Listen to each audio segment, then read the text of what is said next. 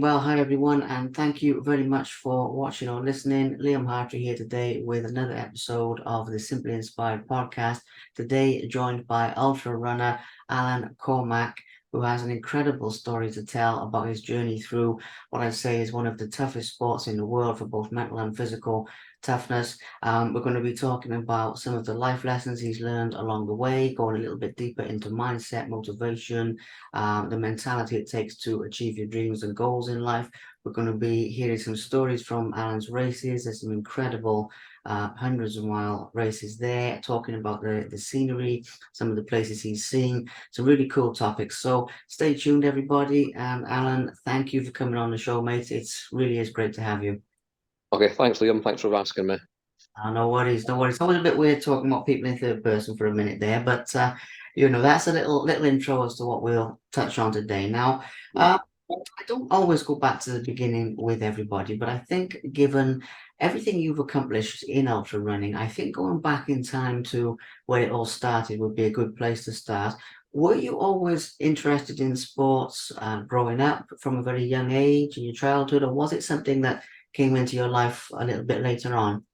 It's very much later on. I didn't get into running until late 30s, probably 38, I think, was when I first started running. I'd done a little bit of cross country and athletics at high school.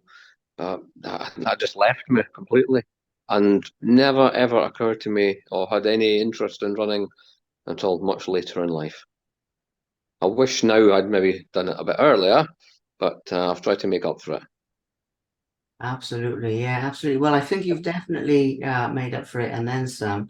I think that's off to an inspirational start as well, showing that age is just a number and it's never too late to achieve your dreams. Not to sound cheesy or anything, but it's never too late to Mhm. find your place in something you enjoy. I was talking to Carl Baxter about this. He told me to say hi to you, by the way. I forgot to mention. Good. Okay. Yeah, we were talking about the Tunnel Ultra and everything, and your name came up. So he wishes you good luck for your next race. Anyway, so when you started running then, I'd imagine that you didn't have the expectations at that time of taking it as far as you've taken it now. So when you started off, were you starting with like 5Ks, 10Ks marathons, something along those lines? I got into the running by being made to do a 10K charity race that the company I worked for had sponsored. I'd never run, and I was basically on the start line, no running, had no idea what to do, and it just about broke me. I literally was a broken man after a 10K. I couldn't walk, um, and it just sparked something. I thought, that was actually really good fun, and I sort of gradually built it up from there. I hadn't, it wasn't a conscious decision to start running at all. I didn't do any runners at all. So I just did this 10K, thought, that's not bad. And I took it from there. Wow, that's a very cool start to the story. And when you say you were made to do it, if you don't mind me asking, was that like people at work or your family, or who was sort of giving you So that idea? it was work. They'd sponsored a race in Aberdeen, a 10K, and they had spaces. And it was like, well, you're going to be running on whatever Saturday it was. I had no knowledge of any, no, I didn't have training shoes or anything. Had to go and buy that. And just went straight into the race. And I actually enjoyed it. Yeah, absolutely. And I think it's a testament to the mental toughness that you have that you finished that race with no training as well. And that, I think that was a sign of what to come, perhaps what was to come, I mean to say. But so after that 10K, did you continue doing 10Ks or did you sort of up the distance from that point? It took me a long time to do a race. I got into a running thing called the House Harriers, which is an international group. But I mean, there's a local Aberdeen group, and it's like you follow a trail of flour, and somebody will set a trail in somewhere bizarre. It's meant to be kind of difficult. You follow a flower trail, you do maybe 5 or 6 miles, and yeah, I got into that once a week, and that was really how I got into running. I did a couple of short races, and in 2009, I did a half marathon, and up in Inverness. that was my first real, I would say, serious race was a half marathon. And I was so chuffed to finish that race. One of my good friends is a fitness instructor, and I remember texting him to say I've just done a half marathon. And I was so happy with myself that I'd completed it. It was in pretty awful weather. It was in March with snow, but that was my big race, was a half in 2009. And then I thought, right, what's next? And then I started into marathons, maybe did 2 or 3 marathons, and then I did a local race in Aberdeen called the D33, which is an out and back 33-mile race, and that was my way into ultras. Wow. So it was a slow start to ultras, but it sparked something anyway.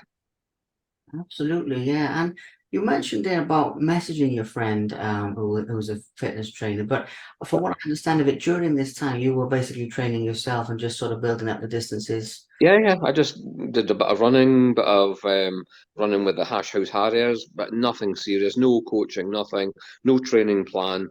And I just went into it. I still couldn't get my head round once I'd done a half marathon, anything. I didn't know of any other distance above a marathon. I thought a marathon was the ultimate goal for everybody, and that was the longest race or type of running there was, and knew nothing else. But I thought a half, I couldn't understand how anybody could do double that at all. I thought I was just doing a half marathon. Yeah, well, absolutely. It's very cool to get the beginnings of the story, Alan. And there's a reason I like to talk about that because people see the level that you're at now, but obviously taking people back to how it started, how you got there, I think is inspiring for people because it's the same whatever we do in life, isn't it? We always have to start with something basic, build up, and just walk up the ladder, so to speak, like that. So very, very, very cool. So in terms of ultra marathons themselves and anything over the traditional marathon distance, how many of those have you done all in all? Is it something you keep track of, or is it I've something you've? I've got an idea. I'm just under 100 now. Um, I don't have a definitive total, but I must be close to 100 now, but not far off. Wow, that is So. absolutely amazing. Yeah, I mean, when I was researching this, obviously I'd heard of you anyway, but when I prep, I was doing more research. There was just all different races coming up, and I was thinking, I wonder how many it is. I was thinking, Andy, I'll just ask you. That'll be the easiest I, thing. I will need to count it up at some point though, but I'd like to try and get it. I never have had a goal in mind at all, but yeah, it'd be nice to hit 100. But I'm pretty close, if not far off it now. So I'll need Wow. to sit. I'll need to sit one night and go through it all. Absolutely, yeah, yeah. It's an amazing achievement doing that many of them. Now, what I usually do in these situations with people who've achieved as much as you have, I would love to talk about so many different races, but we'll be here until sometime next week or Mhm. next month even. So what I usually do is condense it down to people's favorites. And in this regard, to get a mention of some of your favorite races, it's a good way of, as I say, condensing it down hearing about certain races, not always the ones you'd expect, but it is a big question, so I don't want to put you on the spot. But No, no, okay. to find out a few that are your favorites and the reasons why those particular ones as opposed to others, are there maybe two, three, a handful, something like that Yeah, that come to mind? I've got there's a few I've gone back to. I've gone back to the D33 in Aberdeen because literally, I wouldn't say it's a favourite race, but it's local, and I've done it quite a few times, and I can walk to the start and walk home, which is quite a benefit for me. But my favourite races, as a couple come to mind, would be the Great Glen, which is in July, and that starts in Fort William. It starts at 1 a.m.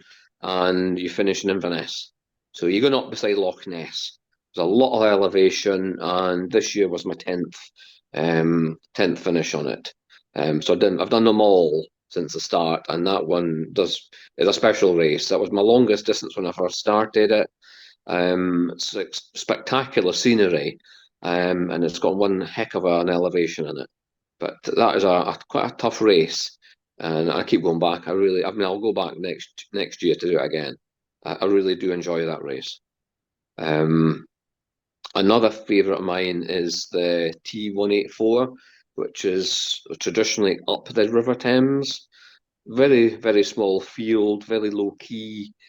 It's a self-supported race, no drop bag, no shops. You just got to carry all your own gear, all your own food, and I actually quite like that. The resilience it makes you do. Like I say, it's a low key race, and I prefer the smaller races. So that's another favourite of mine. Is that one? And I've actually got that in a couple of weeks, but we're running it downstream this time. So I do enjoy that race, and it's a long distance. Not much elevation, but it's very sparsely populated. Quite a lot of the route, and I do like it. You're out on your own for a long time, and I do like that. Absolutely, yeah. Well, that is incredible. That is really good to get a feel for some of your favorites and the reason why they're your favorites out of so Mhm. many. I always find it fascinating what sticks in people's minds. It's not always what you'd expect.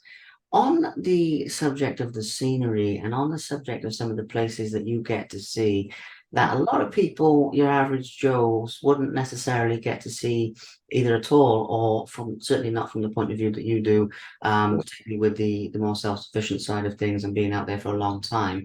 Can you share with us a little bit about some of the sites that you've seen in terms of nature? I know this is a little bit abstract, but I'd like to get into it because you see the landscape of Britain in a Yeah. way that people don't get the chance to. Mhm.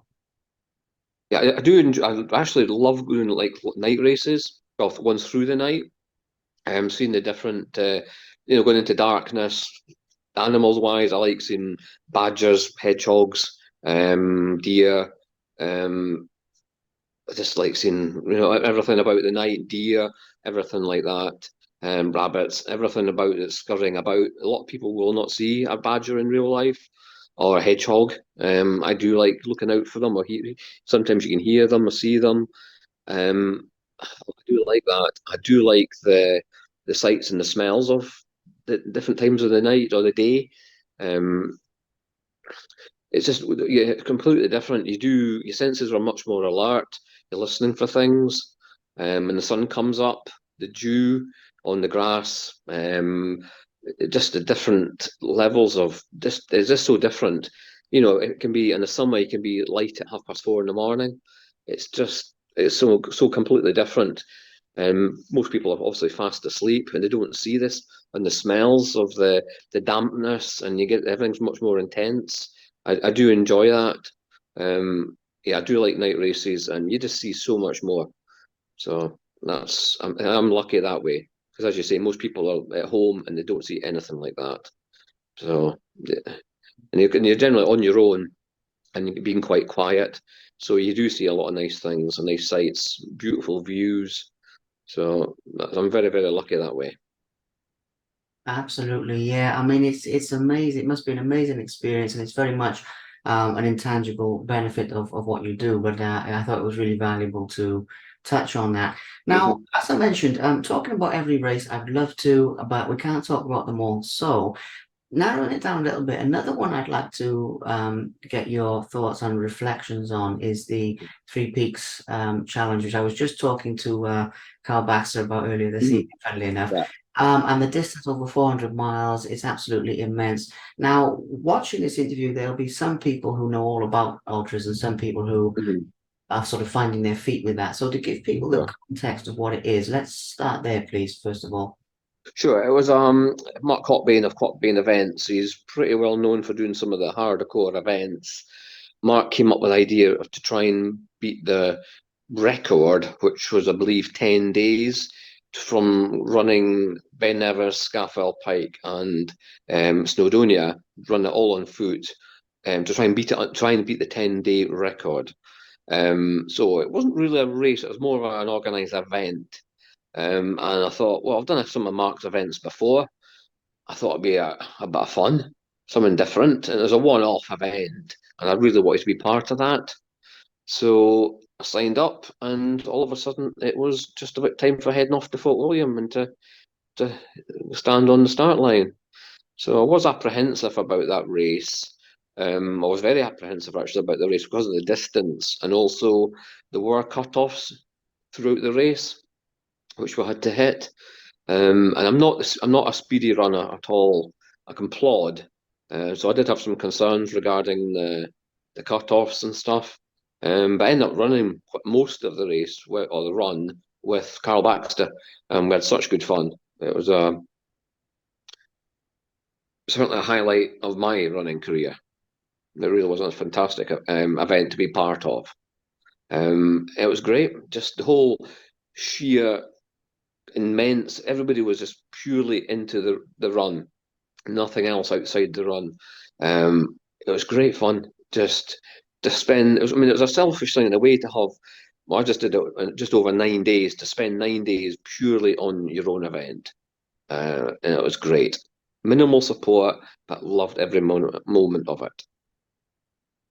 Absolutely, yeah, amazing. It's an incredible achievement, and one I really felt deserved to be mentioned. On the subject of Mark Cockbain and his type of thing, I mean, obviously he's legendary as a runner, but in terms of the events that he developed as well, they're really not like anything. And we've been talking very much about nature and about this type of thing, but flipping that on its head with the tunnel ultra that you did, I'd Mhm. like to give that a mention because it seems to be very unique, not like anything else, and quite a bizarre, challenging environment.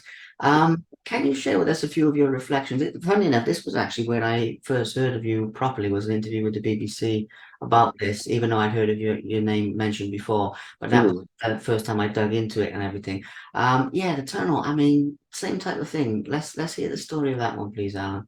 Sure, it was just it's a strange one. I went into it quite open. I really had no preconceived ideas about it at all, and I really didn't do any planning for it at all. And my major concern about the tunnel was actually where I was going to sleep the night before the race, and trying to get accommodation and things. I ended up camping on a farm about a mile from the start. I pitched my tent and walked down to the start line with a carrier bag with some supplies. I had very little with me. I know once I got to the start line, a lot of the runners had trolleys and boxes and chairs and everything. I just had a carry bag, a few tins and a few packets of stuff. Very low key race. I just went in for it and I thought I'd see what happens.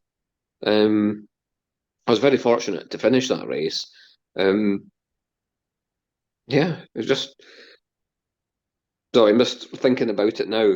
I find it almost emotional now thinking about that race because I was pleased to finish it. But it was just there was no distractions in that race. It was just up and down, nothing else to do.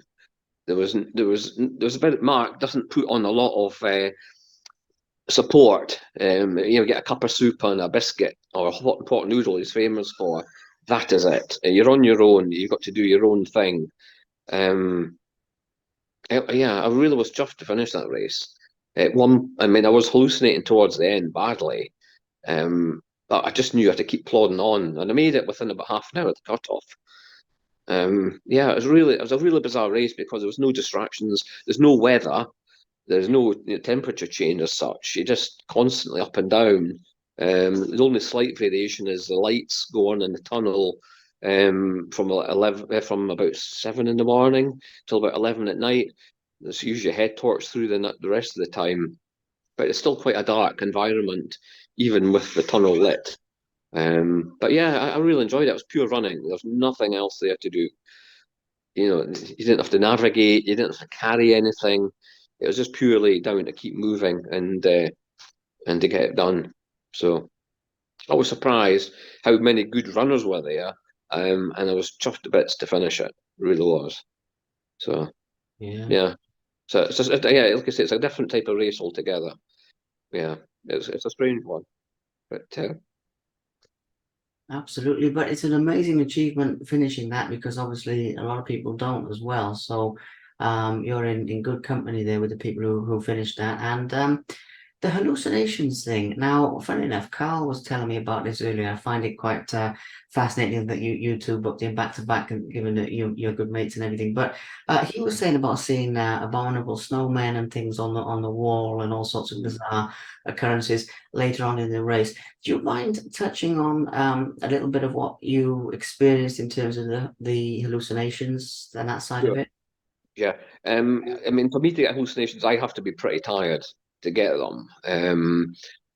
It takes a lot out of you to try and, it doesn't just happen. It really is when you're really fatigued. Part of the railway tunnel is lined with brick. Some of it is just rock. And that's where I was seeing the hallucinations. The rock was turning into faces, lions' heads. You're seeing people. It's just the shadows, and your brain reacts weirdly. Towards the very, very end, I was convinced there was people coming downstairs into the tunnel and were walking along. There's no stairs. There's nothing. There's only one entrance. It was two entrances at each end. There's no other way of getting into the tunnel. But I was convinced these people had walked downstairs and were walking along the tunnel. But I mean, I was really tired at that point. But you know it's happening, but you don't know it's happening. So it's just weird how your brain reacts when you're tired. Um, so yeah, yeah, it's a strange one. Like I say, you think it's real, but the rock turning into faces is quite because it's quite spooky in a way. The tunnel it's quite a it's quite narrow actually. So yeah, it's a strange one. You see these faces and they look like they're moving when you go past them, either up and down and stuff. But it's just your brain trying to interpret it, the darkness and the shadows and things. So Absolutely fascinating the limits that people push themselves to and beyond. And as you say, how Mark has created that environment that is pure for you to have that experience with yourself, if that makes sense. It's yeah, fascinating. Isn't there music playing in there? I've heard that there's music going on for part of the day or part of the night or something like that as well. yeah. There's like an art. It's like I think there's an art thing or something. There's some weird lights. It's in the very center of the tunnel, and it's like somebody playing a violin very badly. Um, and it's just like it's not a noise. It's just a noise. It's not a tune or anything. That goes off from like when the lights go off. But otherwise, I believe if you're cycling at a certain speed, going past it, you can actually hear a tune. But if you're running or walking, it's just like screeching on a violin. So yeah, it's only in the very center of the tunnel you get that, and the weird lights. But the most of the tunnel, it's the silence. But just in the center, there's sort of screeching of the violins. So yeah, it wasn't a bad thing, but it was sort of interesting to listen to and see the lights and things. So that was about the only distraction there was.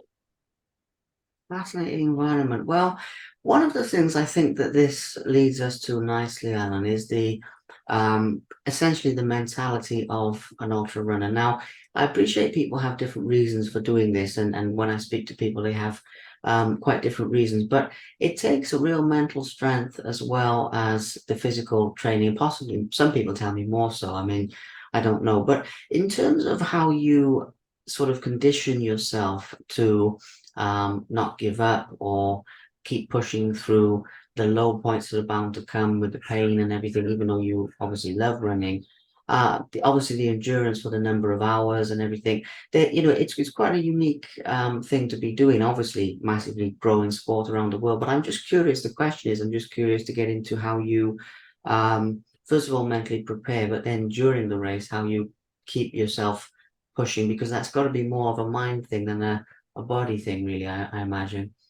Yeah, I mean, for me, some of the time is like if I don't finish it, I've got to come back, which is going to be time and money, and sometimes I just don't have that. So for me, I've just had to dig in and think I'm doing this. I don't have an option now. The tunnel was one. At that point in my life, I didn't have a lot of money, and I had to get down was expensive for me. And I thought, I'm not finishing. I'm not finishing. I've got to finish this.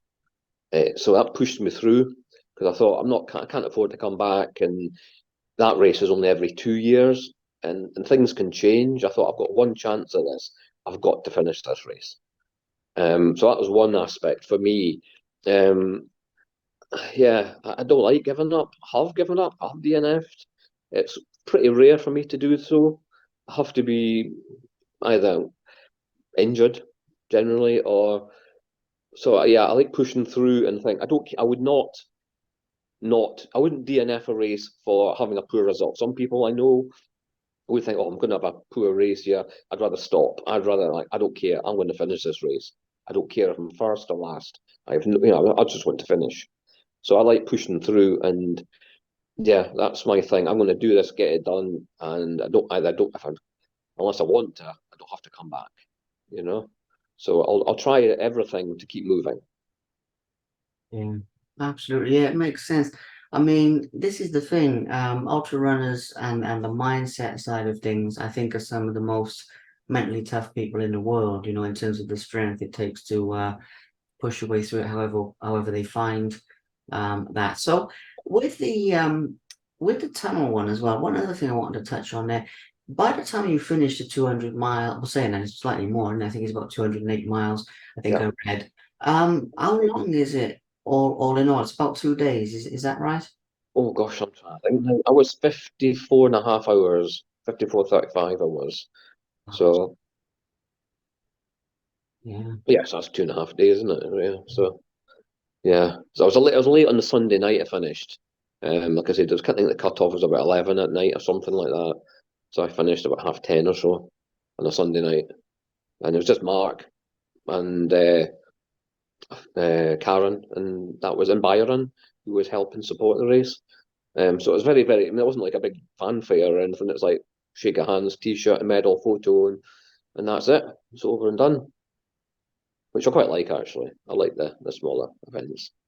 yeah. So And on the subject of this as well, one of the other things you said earlier on is you mentioned that you like the basically, being out, not so much with the tunnel because it's inside, but you like mm, being out in these places on your own and you like yeah, this self-sufficiency and everything. yeah, I'd like to go a little bit deeper into what that hmm means to you personally and what you do enjoy most about that aspect, because when you were mentioning that, you really sort of lit up with yeah. enthusiasm, you know. For me, it's thinking time. Being along on my own, I don't use music, don't use anything like that. Never have done. I really enjoy the solitude, just being out in nature. Like I say, the nighttime stuff, I really enjoy night races, all going through the night. It gives me such an opportunity to think and work stuff out in my head. Um, have some weird thoughts at times when I'm doing stuff like that to keep my mind occupied. Um, it's just, I'm very lucky to get to do these things. And it's like a sort of therapy for me. It really is. Yeah, yeah, it makes a lot of sense. Absolutely. I mean, there's a strong aspect of this of sort of competing with yourself as well, and sort of it's sort of an inward journey. I don't know how to put it into words, but I do get where you're coming from with that side of things. Um, to give a highlight to any other races that you'd like to mention as well. I mean, all these ultra races are bound to be tough, dependent upon how you define that. I mean, the length of hours or the self-sufficiency. I mean, you mentioned one earlier with the high elevation and things. Mm. Are there other ones that stand out to you with the amount you've done as being particularly challenging in terms of either the terrain or in terms of other reasons, like you mentioned weather earlier, you mentioned Sure. others that you really had to push maybe a little bit more than usual. Yeah, one that has to be the spine. Unfortunately, I've done quite a few spines. I've finished five, which is like the short winter, the challenge. I've done two full winters, and I've done two full summers.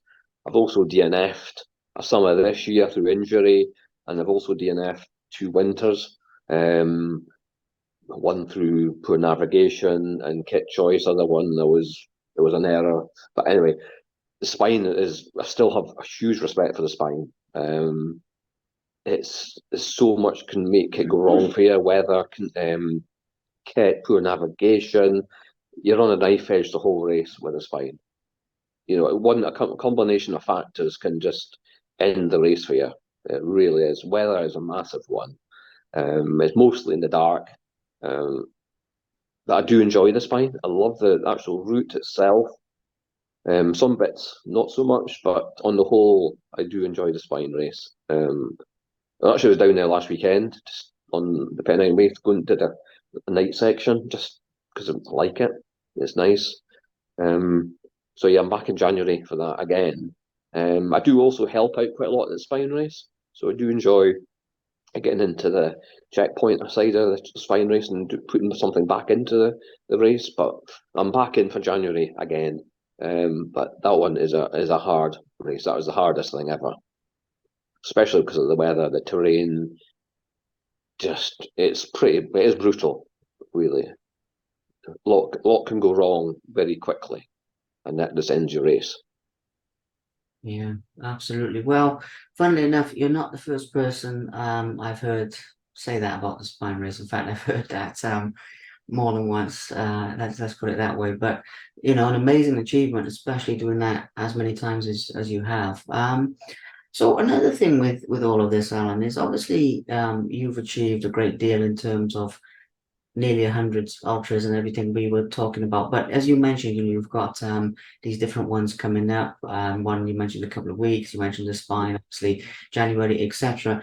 So to get a feel for your future goals and everything, I don't mind how far forward in time we go with this or how sort of Mhm. close to the present day, but just to get a feel for some of the races you would really like to do, maybe you haven't done, maybe certain ones you go back to, just what is inspiring you from this point forward, basically. I've got my favourite races. I certainly want to keep involved with the spine race. I'd like to continue running it as long as I can. Um, I will do the Great Glen continuously, probably keep that going. I've not really looked at anything abroad at all ever. There's plenty of races in this country. I generally don't look much more than 6 months in advance. Um, I've got races booked until April next year. I'd like to do some more snowy stuff, something like Arctic or something. That's one thing. I've got a short race coming up in March, which is an Arctic one, very short, but it's like a taster for it. That's one place I'd like to go do some more stuff up in Sweden, which I've not been before, but I'm going to Sweden in March, so I'd like to do more of that type of thing, just something different. I've not looked at anything abroad apart from that ever, which I don't see myself going to Chamonix or doing any of the races out there. They're too big, too commercialized. I do like smaller events.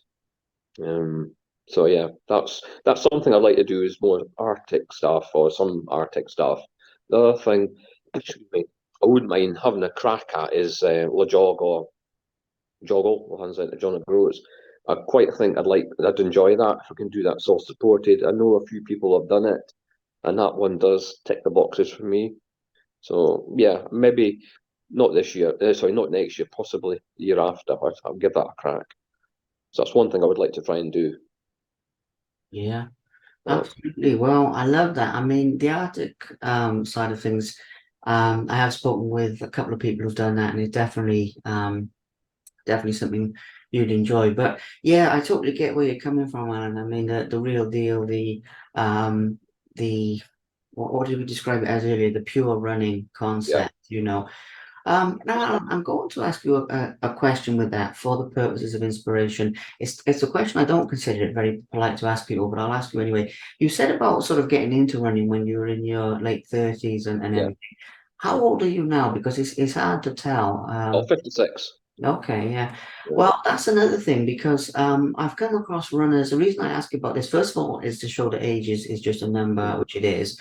But ultra runners show that more than average. I mean, I've come across people in their 70s or like that directly who are still running, and I've heard stories, although I haven't met them personally, about the odd person in their 80s still doing Mhm. ultras and things like Yeah. that. I think it's very much quite a few people have come into their prime later on when in some sports you'd be finishing at that age and Yeah. runners are just starting. So it's not really a question, but it's just something I think is really Yeah. cool about it, Yeah. to be perfectly honest. Because how many people do you meet who think they're over the hill for something Mhm. when it's all upstairs? It's entirely, it's Yeah. not a real thing. So Um, Cool. So that's the future plans. Now, obviously, you like the self-sufficiency, you like the purity, but is there anyone who's really helped you along your journey who you'd like to thank or give a mention to? Reason I ask is obviously you give back to the spine race and you help them, so the Yeah. contribution is very useful. I was wondering Mm. maybe when you were starting out, or maybe at any point, if there's someone who's helped you in inspiration, tips, equipment. It doesn't really matter what form it comes in, but anyone Yeah. like to mention.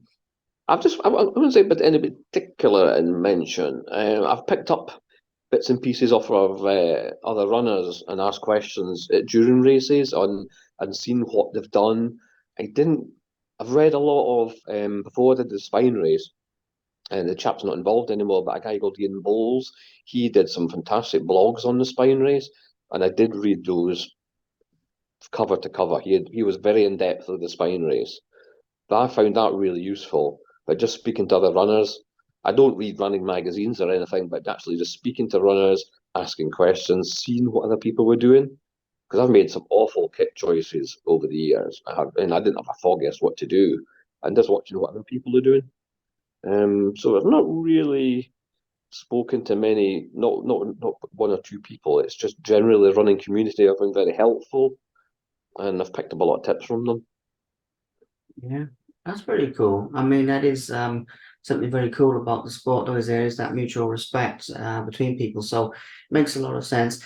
And when it comes to your advice, this will be one of the last topics now, but when it comes to your advice for runners who want to increase their distance, so maybe they're not quite at the level you're at with like the Yeah. 100 mile, 200 mile, but maybe they want to go from like a marathon to doing a 40, 50 mile, something like that.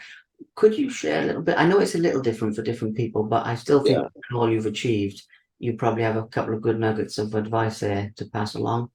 Yeah, don't overthink it. A lot of people get freaked out with distance completely. They think, oh, I'm struggling at a marathon, I could never do a 50 miler. Just go by checkpoint to checkpoint to checkpoint. Um, that's what I did. I just like if I can get to the next checkpoint and break it down in your head, and then like for example, the Great Glen. I had never done 73 miles. And I really was quite unwell during that race the first year. And I thought if I can get to 30 miles to the third checkpoint, then from there another 10 miles will get me to 40. Then in my head, I thought, right, it's just over a marathon to finish. I thought I've got to do this. So I just checkpoint to checkpoint and don't get freaked out by distance. You've got a lot in the ultras, you've got a lot more time. It's a lot easier pace. You're fortunate you can eat and a lot of people ultra runners will buddy up, which I have done, and you can get it through. You can get through it with other people. But yeah, don't overthink distance. It's just a number. Just go for the journey. Yeah, absolutely. I love that. I mean, breaking it down, I have heard that described. People say a lot of people say checkpoint to checkpoints. I've heard some people say, 1 mile at a time and that type of thing. But breaking it down into bite-sized chunks makes Yeah, a lot of sense. And Alan, it's a really good lesson for life as well, because I think with a lot of goals that people set out for, even if it's nothing to do with running now, even if it's I don't know, business or education or even another sport, that concept of making it too big in their minds still applies, and breaking it down, you can apply that to anything. So it's a really good yeah, really, really good lesson. So we pretty much we'll wrap this up. If any of those people, those runners and those people we were just talking to do want to reach out to you for any advice, I imagine they can look you up on social yeah. media. I'm on Facebook. Yeah, yeah. Yeah, Give us a shout. Not a problem. absolutely, yeah. Because I definitely think there will be some people who will want to find that advice from you. Um, Now that you're out there and you're in the BBC and all these things, I know it's not the reason why you do it, but passing on some of your knowledge is good. So I'd like to thank you for your time, Alan. I mean, I'm always mindful when I speak to people who've achieved as much as you have. We only scratched the surface, really, but at the same time, I'm happy because we've got a nice mix of like the fun stories, the scenery and what it's like out there, but then we've also got like the deeper aspect of some of the things you sort of learned and picked up along the way and everything. So those were my two aims, So I'm very happy with that. We'll wrap this up. Anything we've missed that you'd like to give a mention to, or you're happy with everything? Nope, That's they're happy everything. brilliant. Perfect. Well, All right then. Well, thank you for taking time out of your evening, and thank you for taking time out of your weekend as well. Thank you for being an open book. That's what I like to say, you know. And when I release this, I'll send you the link as well, so you can see how it's come out, and we'll go from there. Be very grateful for a reshare if that's okay. Yeah, But yeah, other than yeah. that, we're all good to go. So thank you Good. very much. Okay, thanks, Liam. Thank you. Take care.